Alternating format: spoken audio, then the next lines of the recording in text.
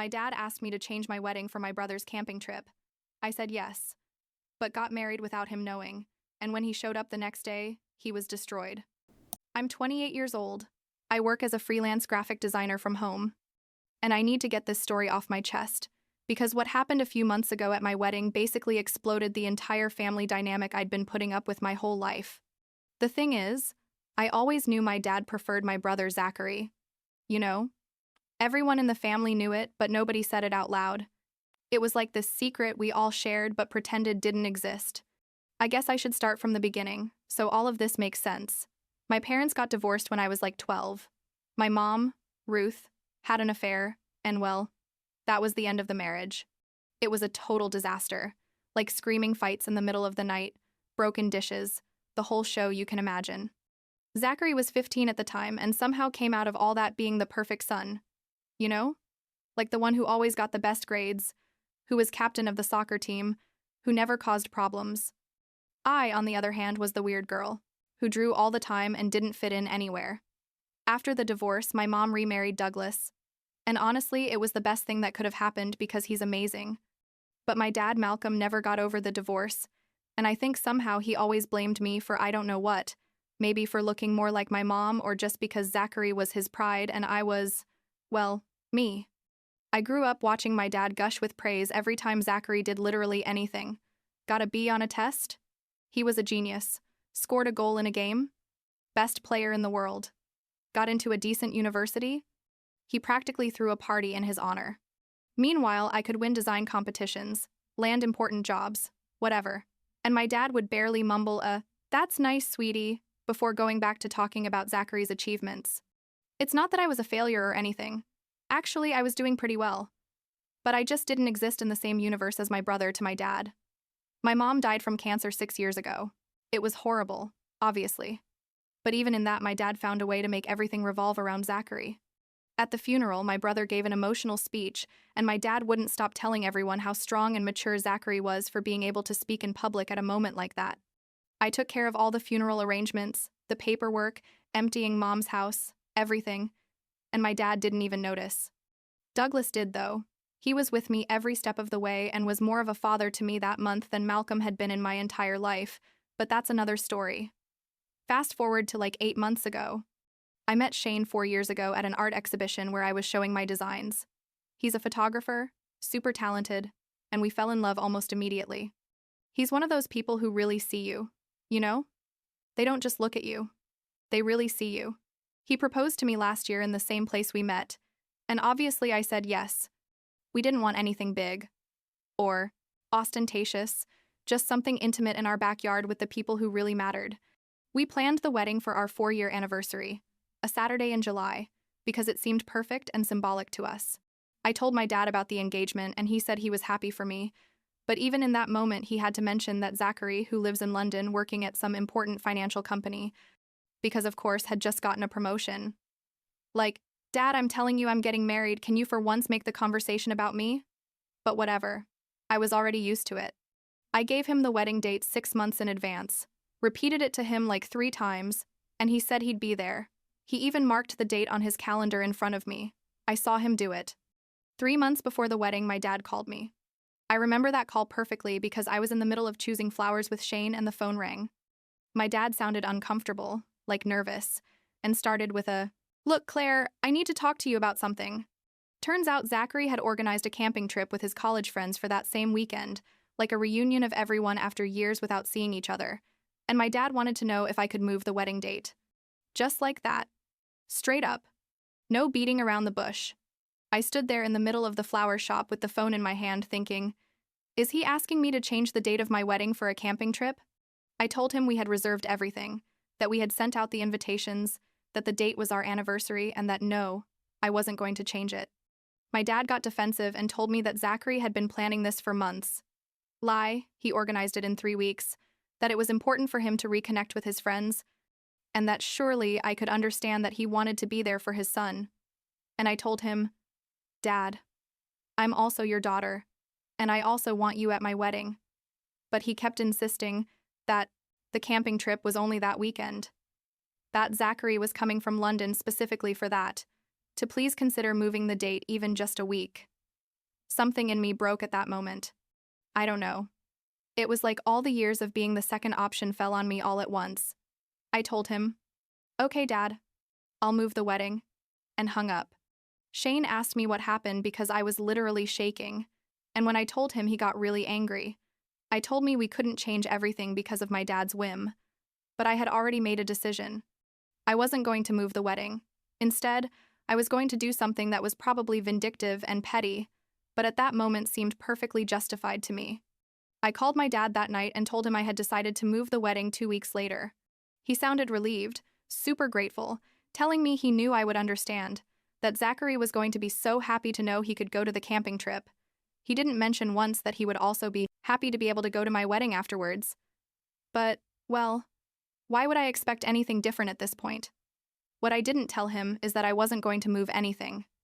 The wedding would still be on the original date, he just wouldn't know it. Then I called Douglas, my mom's husband.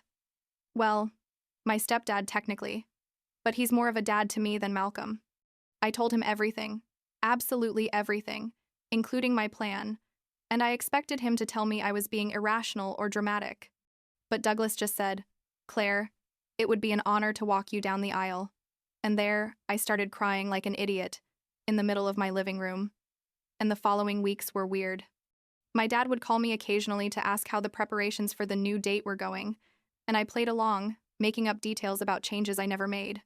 Zachary sent me a message from London saying thanks for being so flexible with the date, that he knew the camping trip wasn't as important as my wedding, but that he appreciated that I was supporting him and Dad. I just responded with a thumbs up emoji, because I didn't trust myself to write anything that wasn't a list of insults. Shane wasn't completely on board with my plan. He told me it was okay to set boundaries, but that maybe this was too much, that it was going to create unnecessary drama. But I was determined. I wanted my dad to know exactly what it felt like to be left aside. I wanted him to experience the feeling of missing something important in his daughter's life, because he chose something else. Was it mature? No. Did I care at that moment? Not really. The wedding day arrived. It was a perfect Saturday in July. The sky was clear. It was warm but not too much, and our backyard looked beautiful with all the lights and flowers we had put up. We had like 40 guests, just close family and intimate friends. Douglas arrived early to help with the last details, and when he saw me in the dress, his eyes filled with tears. He told me, "My mom, I would be so proud of the woman I had become." And I also started crying and had to redo all my makeup. The ceremony was perfect. Douglas walked me down the makeshift aisle we had made in the backyard, and when we got to the altar, where Shane was waiting for me with that huge smile he has, I felt complete. I didn't think about my dad in that moment. Honestly, I was too happy to let his absence ruin the moment. We said our vows, we kissed, everyone applauded, and it was exactly how we had imagined it. Simple, intimate, perfect. After the ceremony, during the reception, while everyone was eating and dancing and having fun, I took out my phone and sent a photo to my dad. It was a photo of Douglas and me walking down the aisle. My white dress was super obvious. The backyard decorations were crystal clear in the background. I didn't write anything, just sent the photo. And then I turned off my phone and kept enjoying my wedding. I didn't turn my phone back on until the next morning. I had 47 missed calls from my dad, 23 text messages, and like 15 voicemails. The messages started confused, then became frantic, then desperate. Basically asking if the photo was real, if I had really gotten married, why I hadn't told him. How could I do that to him? The voicemails were worse. I could hear him crying in some, and in others he was angry, yelling that I was ungrateful and that he couldn't believe I had deceived him like that. Shane woke up and found me in the kitchen reading all the messages. He asked me how I felt, and honestly, I didn't know. Part of me felt bad, like guilty, because making your dad cry isn't something that feels good no matter how angry you are with him. But another part of me, the bigger part, felt justified. Like, finally, he knew what it felt like. 2 hours later, we were having breakfast when we heard a car brake outside the house. It was my dad. He had driven like crazy from the camping trip, which was like 4 hours away. He looked terrible, unshaven, in the same clothes from the day before, red eyes. He knocked on the door, and when I opened it, he started talking super fast, saying he couldn't believe he had missed the wedding. How could I not tell him? to please consider having a second ceremony so he could be present. And that's when something in me exploded. I told him, "Dad, there's not going to be a second ceremony. This was my wedding, the only one I'm going to have, and you decided that a camping trip with Zachary was more important." He tried to interrupt me, but I kept talking. I told him the whole truth. Everything I had kept to myself for years. That he had always preferred Zachary, that he never made me feel important or valuable, that I had spent my whole life trying to earn his approval, and it was never enough. That when he asked me to move my wedding so he could go to my brother's camping trip, it was the straw that broke the camel's back. My dad stood there listening to me, and tears started running down his face. He tried to say something about how I didn't understand, that he loved both his children equally. But I interrupted him. I told him, "Dad, if you loved us equally, you would have been here yesterday instead of being at a camping trip." I told him that Douglas, who isn't even my biological father, had been more present in my life than he had. That Douglas was the one who consoled me when Mom died, who helped me move to my first apartment, who came to all my art exhibitions, and who walked me down the aisle yesterday because he deserved it more than anyone. I had never seen my dad cry that way. He dropped onto the front step and literally sobbed. He said he was sorry, that he hadn't realized that we could fix this, but I was already tired. I told him there was nothing to fix at that moment, that I needed space, and to please leave. Shane was behind me the whole time, and when my dad finally left, he hugged me and told me he was proud of me for finally saying what I felt. The following days were intense. My dad started sending me messages every day, long messages explaining that he never wanted to make me feel less important, that he realized now all his mistakes, to please give him a chance to make it up. Some messages were coherent, others not so much, like he wrote them after drinking. He apologized for everything, made lists of specific moments where he had failed me as if that was going to change anything. Zachary also tried to contact me, but I blocked his number. I had nothing to say to him, and honestly, I wasn't interested in hearing his excuses or his perspective. He had always been the golden child, and didn't even have the emotional awareness to realize it, so why waste time? But something weird happened. The more messages I received from my dad, the more I started questioning if I had done the right thing. Don't get me wrong, I didn't regret getting married without him. I was super clear about that. But I started wondering if I had been too cruel, if I should have given him the chance to simply say no at the beginning, instead of deceiving him with the fake date. Shane told me to stop blaming myself, that my dad had had 28 years to be a good father, and that a missed wedding was a direct consequence of his own decisions. A week after the wedding, before going on our honeymoon, we had planned a trip to Costa Rica for 2 weeks. I called my dad. I told him I needed him to stop sending me messages for a while, that I was going on a trip and didn't want to think about all this while trying to enjoy my honeymoon. He asked me if I was ever going to forgive him, and I told him honestly that I didn't know, that maybe with time, but that at that moment I needed space. He said he understood and that he loved me, and I hung up without saying anything else. I thought that would be it until we got back from the trip. But on the 3rd day of our honeymoon, while Shane and I were on the beach, I received a call from an unknown number. I answered thinking, maybe it was from the hotel or something. It was Zachary. He had gotten a burner phone or something, because I had his number blocked. He started yelling at me immediately about how I had destroyed our family, that Dad was devastated. How could I be so selfish and cruel? That everything I had done was over a childish tantrum, and that I needed to grow up and forgive Dad. I sat on the beach listening to him yell for like 5 minutes. When he finally finished his speech, I told him, "Zachary, have you ever in your life wondered why Dad loves you more than me?" There was silence on the other end. I told him no. He probably never thought about it because for him it was normal to be the favorite, that he never had to compete for attention or affection, that everything was always easy for him, and that I wasn't going to let him make me feel guilty for finally setting boundaries with a dad who never valued me. I hung up and blocked that number too. Shane saw the whole scene and asked me if I was okay. I told him yes, and it was true. For the first time in a long time, I felt like I had taken control of my own life. You know? Like I was no longer waiting for my dad's approval or trying to be enough for him. I was just living my life, married to someone who really valued me, and that was enough. When we got back from the honeymoon, I decided it was time to talk to my dad face to face. Not because I felt I owed him anything, but because I needed to close that chapter for myself.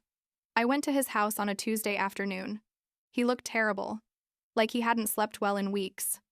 He invited me in and we sat in the living room where I had spent so many weekends of my childhood, feeling invisible. I told him, "Dad, I'm not going to pretend everything is okay or that we can go back to how things were, because things were always bad. But I also don't want to spend the rest of my life hating you. So this is what's going to happen. We're going to have minimal contact for a while. I don't know how long. You're not going to be in my daily life. I'm not going to call you every week. I'm not going to pretend we're a close family. If someday I feel like I'm ready to have a different relationship with you, I'll let you know. But for now, this is what it is." My dad accepted everything without arguing. He told me he understood, that he would respect my boundaries, that he was going to work on himself. Part of me thought it was all for show, but there was something in his eyes that seemed genuine. I don't know. Maybe he finally understood that his actions had real consequences.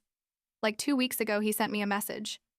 It just said that Zachary had gone back to London and that they had fought. That Zachary had told him things about how he had raised his children, and that my dad finally saw how arrogant and emotionally immature his perfect son was. I didn't respond to the message, but I saved it. Now I'm at my house with Shane, working on my designs, enjoying my married life. Douglas comes to dinner with us every 2 weeks, and it's amazing to have that father figure I always wanted. Sometimes I think about my dad and wonder if someday I'm going to want to rebuild our relationship. The truth is, I don't know. I don't feel like I have to forgive him just because he's my father, but I'm not completely closing that door either, I guess. What I do know is that I don't regret anything. My wedding was perfect, exactly how I wanted it, with the people who really mattered. And if my dad missed it, well, that was his choice. I'm no longer going to sacrifice my happiness, trying to earn the love of someone who should have given it to me unconditionally from the beginning.